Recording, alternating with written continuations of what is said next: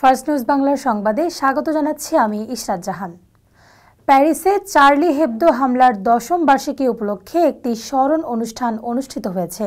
এই অনুষ্ঠানটি আন্তঃসাংগঠনিক সমাবেশ হিসেবে পত্রিকাটির প্রাক্তন সদর দফতরের সামনে আয়োজন করা হয়। অনুষ্ঠানে অংশগ্রহণ করেন সাধারণ নাগরিক, শ্রমিক ইউনিয়ন প্রতিনিধি এবং লা ফ্রান্স ইনসুমিজ পার্টির সদস্যরা। বিস্তারিত থাকছে প্রতিবেদনে।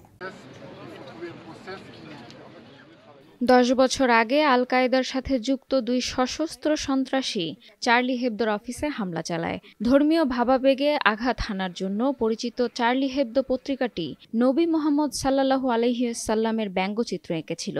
মুসলিম সম্প্রদায়ের বিশ্বাস মতে নবী মুহাম্মদ সাল্লাল্লাহু আলাইহি ওয়াসাল্লামের কোনো চিত্র আঁকায় নিষেধাজ্ঞা আছে।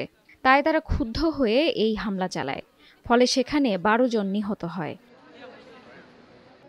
চার্লি হেবদোর সমালোচকরা নবী মুহাম্মদ সাল্লাল্লাহু আলাইহি ওয়াসাল্লামের কার্টুন বানানোকে ইসলাম বিদ্বেষ হিসেবে চিহ্নিত করলেও পত্রিকাটি এই অভিযোগ অস্বীকার করে বলে যে তারা সকল ধর্মকেই ব্যঙ্গ করে, যার মধ্যে খ্রিস্টান ধর্মও রয়েছে।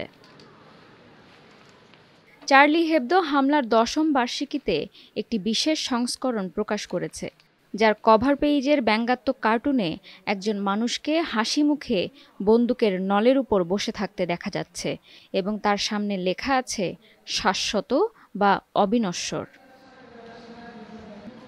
পত্রিকাটির সম্পাদকীয়তে বলা হয়েছে, আজ চার্লি হেবদোর হিউমার, স্যাটায়ার, মত প্রকাশের স্বাধীনতা, পরিবেশবাদ, ধর্মনিরপেক্ষতা বা নারীবাদের মতো মূল্যবোধ আগে কখনো এত বেশি হুমকির সম্মুখীন হয়নি।